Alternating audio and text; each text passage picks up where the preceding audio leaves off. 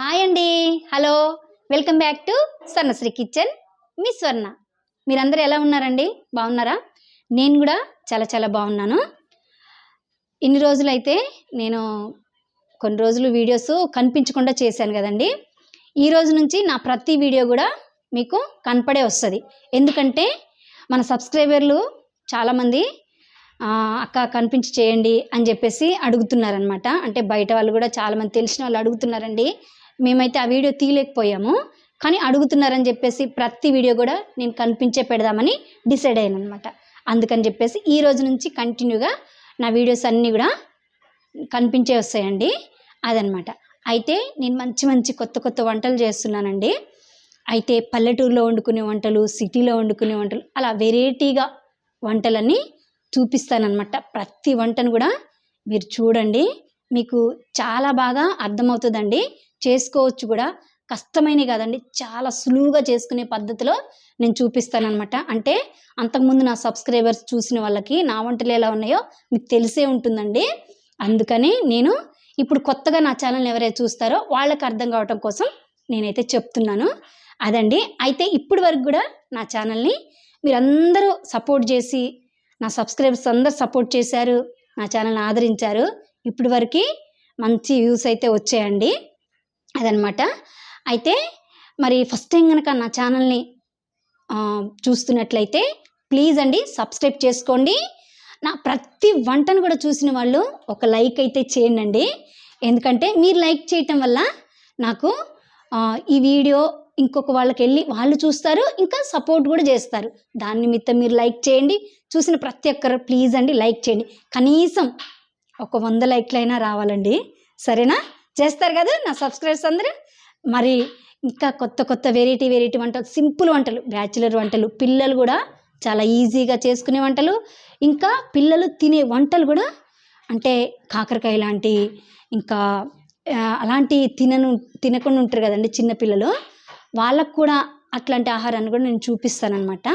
మరి వీడియోలోకి వెళ్ళిపోదాము రండి. నేను కిచెన్లో అసలు ఈరోజు నేను ఏం వంట ప్రిపేర్ చేస్తున్నాను, మీ ముందుకు నేను ఏం వంటను తీసుకొస్తానని చెప్తాను రండి. అయితే అండి, చాలామంది చాలా యూస్ఫుల్గా ఉంటుందని చిన్న చిన్న విషయాలు కూడా నేను చెప్తున్నానండి.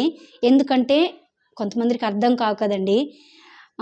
అందుకనే నేను చిన్న చిన్న విషయాలు వంటలు చెప్తున్నాను. అయితే అది దాన్ని వాళ్ళు తీసుకొని ఎక్కువగా చెప్పేస్తున్నావు, మాకు కూడా తెలుసు అని అంటున్నారు. తెలియవచ్చు అండి, తెలిసిన వాళ్ళకి తెలియవచ్చు, మనం పర్ఫెక్ట్గా వండుకునేటోళ్ళకి తెలుస్తుంది. కానీ వచ్చి రాకుండా ఉండేటోళ్ళు ఉంటారు కదండి, వాళ్ళ కోసం అనమాట నేను అర్థమయ్యేటట్టు చిన్న చిన్న విషయాలు కూడా వంటలో చెప్తున్నాను. అది అర్థం చేసుకొని కామెంట్లు కూడా మంచిగా పెడతారని నేను ఆశిస్తున్నాను. ఇప్పుడైతే వంటలోకి వెళ్దాం రండి.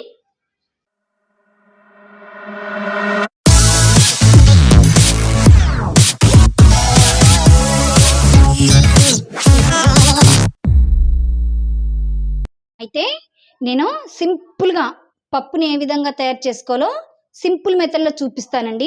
టేస్ట్ మాత్రం సూపర్ ఉంటుంది అనమాట. ముందుగా నేను కుక్కర్ తీసుకొని, కుక్కర్లో ఈ పెసరపప్పు అండి ఇది. అయితే పెసరపప్పుని కడుక్కొని ఈ విధంగా నేను వార్చుకొని కుక్కర్లో వేసుకున్నాను అనమాట. ఇదండి. ఇప్పుడు పచ్చిమిరపకాయ ముక్కలు వేసుకుందాము, ఆనియన్ ముక్కలు కూడా వేసుకుందాము. అయితే ఇంట్లో నాకు బుడం దోసకాయ ఉందండి. నేను బుడం దోసకాయ అంటే చిన్న చిన్న దోసకాయలు ఉంటాయి, చాలామంది తెలిసే ఉంటుంది ఈ బుడం దోసకాయలు. వీటిని ఇలా ముక్కలుగా చేసుకొని చెక్కు తీసుకొని వేస్తున్నాను. కొద్దిగా కరివేపాకు వేసుకోండి. ఇంకా టమాటాలు కూడా అండి, 2 టమాటాలు వేస్తున్నాను. నేను తీసుకున్న పెసరపప్పు కొంచెమే కాబట్టి ఒక 2-3 టమాటాలు, అంటే పప్పులో కొద్దిగా టమాటాలు వేసుకుంటే రుచి భలేగా ఉంటుందండి. ఇదనమాట. అయితే కొద్దిగంత పసుపు కూడా వేసుకోండి.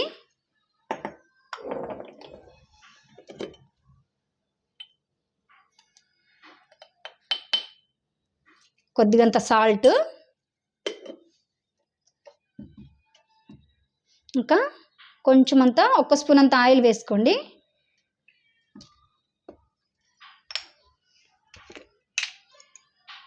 ఇంకా మనం తినే కారాన్ని బట్టి కారం వేసుకోండి అండి. అయితే కారం నేనైతే 2 స్పూన్లు యూజ్ చేస్తున్నాను అనమాట.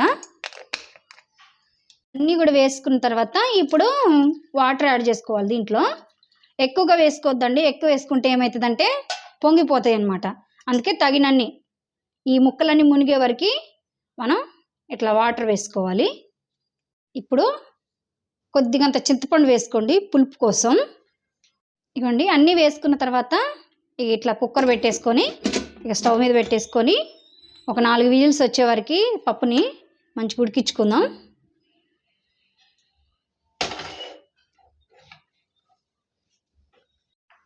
ఇవ్వండి స్టవ్ ఆన్ చేసుకుంటున్నాం అనమాట.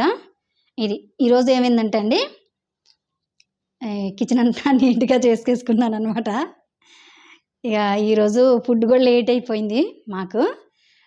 అయితే వెజిటేబుల్సేనండి, 3 వెజిటేబుల్స్ చేస్తానన్నమాట కర్రీస్, చాలా బాగుంటాయి. అవన్నీ కూడా మన వీడియోస్ వస్తాయండి. ఇంట్రెస్ట్ ఉన్న వాళ్ళైతే ప్రతిదాన్ని కూడా చూడండి, మంచిగా ఉంటాయి అన్నమాట. సరే ఇప్పుడైతే విజిల్ పెట్టేసుకున్నాం, స్టవ్ ఆన్ చేసేసుకొని 4 విజిల్స్ వచ్చే వరకు వీటిని ఉడికించుకుంటా. అయితే అండి ఇవాళ చెప్పాను కదా వెజ్జెస్ కూరలే చేస్తాననేసి. ఇగోండి కాకరకాయలు కూడా అన్ని వెజ్ కూరలే చేస్తా అని చెప్పాను కదండి. అయితే నేను కాకరకాయలు కూడా ముందుగానే ప్రిపేర్ చేసుకొని పెట్టుకున్నాను అనమాట. ఇది కూడా చేస్తాను. అయితే కాకరకాయల కూర చేదు లేకుండా వండి చూపిస్తానండి, బ్లాగ్లో వస్తుంది, అస్సలు మిస్ కావద్దు. తప్పకుండా ఈ కాకరకాయల కూరని టమాటా వేసి చేస్తాను, అస్సలు చేదు ఉండదు. అయితేనండి ఈ కాకరకాయల కూర మా ఇంటికి చుట్టాలు వస్తుంటారు కదా, మేము వండుకున్నప్పుడు వాళ్ళు కూడా వచ్చినప్పుడు తింటారు కదండి. అయితే ఏమైందంటే చాలా అంటే చాలా బాగుంది, ఎట్లా చేసినావు నువ్వు, చేదు లేకుండా చేసినావు, ఎట్లా చేసినావు అని అడిగారు. అయితే అందుకని చెప్పేసి ఈరోజు మీ అందరి కోసం నేను కాకరకాయల కూర చేయబోతున్నాను అనమాట. నెక్స్ట్ వీడియోలో, ఈ వీడియోలో కాదండి పూర్తి వంట. ఇప్పుడైతే నేను పప్పు చేస్తున్నాను కదా, అది చూపిస్తాను అనమాట. అదండి, ఎందుకంటే ప్రతి బ్లాగ్ కూడా కనపడి చెయ్యాలి, వివరంగా చెప్పాలి అన్నది నా ఉద్దేశం అండి. అందుకే నేను చిన్న విషయాన్ని కూడా చెప్తున్నాను. ఇదిగోండి పప్పు అయితే ఉడికిపోయింది, రండి ఎట్లా ఉడికిందో చూద్దాం. ఇదిగోండి మంచి నీళ్ళు కూడా ఉనికిపోయాయి. ఇలా ఉన్నప్పుడు ఏం చేద్దామంటే ఈ పచ్చిమిరపకాయలు ఉన్నాయి కదా, ఈ పచ్చిమిర్చి నాకు బాగా ఇష్టం అండి. అయితే ఇవన్నీ ఏం చేస్తానంటే దీంట్లో వేసి రుబ్బుకుంటే మరి ఎక్కువగా ఘాటుగా ఉండకుండా ఉంటుందన్నమాట. పక్కకు పెట్టేసుకుంటున్నా, పచ్చిమిర్చి పెట్టేసుకొని దీన్ని పప్పు గుత్తితోటి రుబ్బుకోండి. చూసారండి 4 విజిల్సే పెట్టేశాను నేను, మెత్తంగా ఉడికిపోయింది. అయితే ఏంటంటే పప్పు కొద్దిగా మెత్తంగా ఉంటేనే భలే బాగుంటుందండి, మాకైతే చాలా బాగుంటుంది అనమాట. ఇట్లా మెత్తంగా రుబ్బుకొని దీంట్లో ఇప్పుడు కావాల్సినన్ని నీళ్ళు కూడా యాడ్ చేసుకున్నాము. ఇది చింతపండు కూడా వేసుకున్నాం కాబట్టి ఇంకా చింతపండు పులుసే అవసరం లేదనమాట. ఇలా కొంచెం హాట్ వాటరు, ఇది హాట్గా ఉంది కదండి పప్పు. అయితే దీంట్లో కొద్దిగంత హాట్ వాటర్ వేసుకుంటే ఏమవుతుందంటే మనకి పప్పు టేస్ట్ ఎటు పోకుండా ఉంటుందన్నమాట. కొద్దిగంత హాట్ వాటర్ వేసాను, కలిపేసుకుందాం అనమాట.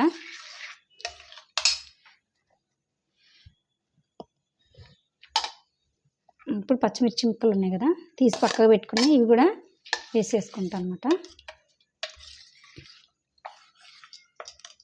ఇట్లా చాలా సింపుల్ అండి, కానీ టేస్ట్ మాత్రం ఒక లెవెల్లో ఉంటుంది అనమాట, చాలా బాగుంటుంది. చూడండి టమాటా పప్పు బుడం దోసకాయ వేసి చేశానమాట. బుడం దోసకాయ ఇట్లా కొన్ని వేసుకుందాం, హాట్ వాటరే కాబట్టి మనకి ప్రాబ్లం లేదు. పప్పు కూడా మనం ఉడికించుకునే అవసరం లేదు, సింపుల్ అండి, త్వరగా చేసుకోవచ్చు. ఇందులో పప్పులో వేసుకొని మళ్ళీ బాయిల్డ్ చేసుకొని అట్లా కూడా చేసుకోవచ్చు. కానీ హాట్ వాటర్ వేసుకుంటే మాత్రం మనం పప్పు డైరెక్ట్ తాలింపు చేసుకుని దీంట్లో వేసుకోవడం. ఇంకా టేస్ట్ కూడా చేసుకుందాం, ఉప్పు సరిపోయిందో.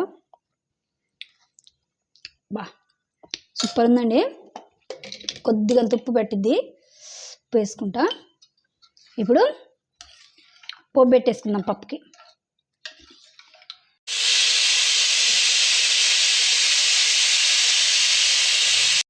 ఇగోండి అటువైపు ఇందాక విజిల్ వచ్చేసింది, అందుకని ఇప్పుడు ఏం చేస్తున్నానంటే పప్పు అయితే మనం రుబ్బుకొని పక్కకు పెట్టుకున్నాం. ఇప్పుడు 2 స్పూన్లు ఆయిల్ వేసుకొని పోపు దినుసులు అన్నీ వేసుకొని పోపు పెట్టేసుకుందాం అనమాట. దీనికి అందరికి తెలిసిందే ఆవాలు, జీలకర్ర, ఇంకా శనగపప్పు, మినప్పప్పు, ఎండుమిర్చి, వెల్లుల్లి అవన్నీ వేసుకొని కరివేపాకు కూడా వేసుకొని మనం తాలింపు పెట్టేసుకుంటున్నాను. ఇప్పుడు చూడండి, ఆవాలు వేసాను, శనగపప్పు, మినప్పప్పు, జీలకర్ర అవి వేసానండి. ఇవి కొద్దిగా చిటపటలాడాలి. ఎప్పుడైనా పోపుకు కానీ ఆవాలు పోపులో వేసుకునేటప్పుడు ఏ కూర చేసుకున్నా కానీ ఆవాలు ఖచ్చితంగా చిటపటలాడాలండి. లేకపోతే ఏంటంటే ఆవాలు పంటికి తగిలినప్పుడు కొద్దిగా చేదు వస్తుందన్నమాట. అట్లా రాకుండా ఉండాలంటే ఖచ్చితంగా ఆవాలు చిటపటలాడాల్సిందే. ఎండుమిర్చి అండి, వెల్లుల్లిపాయలు కూడా నల్లగొట్టుకొని వేసుకోవాలి. అప్పుడు సువాసన బాగా వస్తుంది అనమాట నల్లగొట్టుకుంటే. అలాగే వేస్తే అంత వాసన రాదండి, అందుకని నల్లగొట్టుకొని వేసుకోవాలి. ఇప్పుడు ఈరోజు నేను వెరైటీగా ఉల్లిగడ్డ వేస్తున్నాను. ఉల్లిగడ్డ ముక్కలు తాలింపులు వేస్తున్నాను. అయితే పెసరపప్పుకి ఉల్లిగడ్డలు తాలింపులో కూడా యాడ్ చేసుకుంటే సూపర్ ఉంటుందండి, చాలా బాగుంటుంది. ఒకసారి మీరు కూడా ట్రై చేయండి. ఇలాగా చాలామంది ఉల్లిపాయలు వేసుకోరండి, అంటే వెల్లిపాయలే వేసుకుంటారు. అందుకని ఒకసారి ఇట్లా ట్రై చేయండి. మీరు కలిపేసుకున్నాం. కరివేపాకు వేసుకొని ఇట్లా మూత పెట్టేసుకోండి. పోపు సూపర్ స్మెల్ వస్తుందండి, సూపర్ స్మెల్ వస్తుంది అనమాట. ఇంకా వాసన బయటికి పోకుండా ఉంటుంది అనమాట. అది వెంటనే పోపు కరివేపాకు వేయగానే పోపులో మనం ఖచ్చితంగా మూత వేసుకోవాలి. గ్యాస్ కూడా చిందిపోకుండా చికచికా కాకుండా ఉంటుంది అనమాట. ఇదండి ఒక చిన్న టిప్ అనమాట, నాకు తెలిసింది ఇది. వెంటనే నేను గ్యాస్ వేసి తుడిసేసుకోవడం అనమాట. మూత తీసేసి ఇప్పుడు ఏం చేద్దామంటే ఒక 2 చిటికెళ్ళు ఇంగు వేసుకోండి. గ్యాస్ ఆఫ్ చేసేసేయండి. ఈ వేడికి ఇంగు పొడి మంచిగా మనకి వేగిపోతుందండి. ఇది ఇప్పుడు చేద్దండి.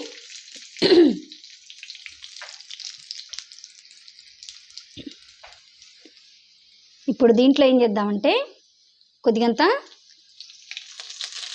కొత్తిమీర కూడా వేసుకోండి. ఇప్పుడు దీంట్లో వేసుకోండి. ఇది అంతేనండి, చాలా అంటే చాలా సింపుల్ అండ్ టేస్టీ పెసరపప్పు టమాటా కూర సూపర్ ఉంటుంది అనమాట.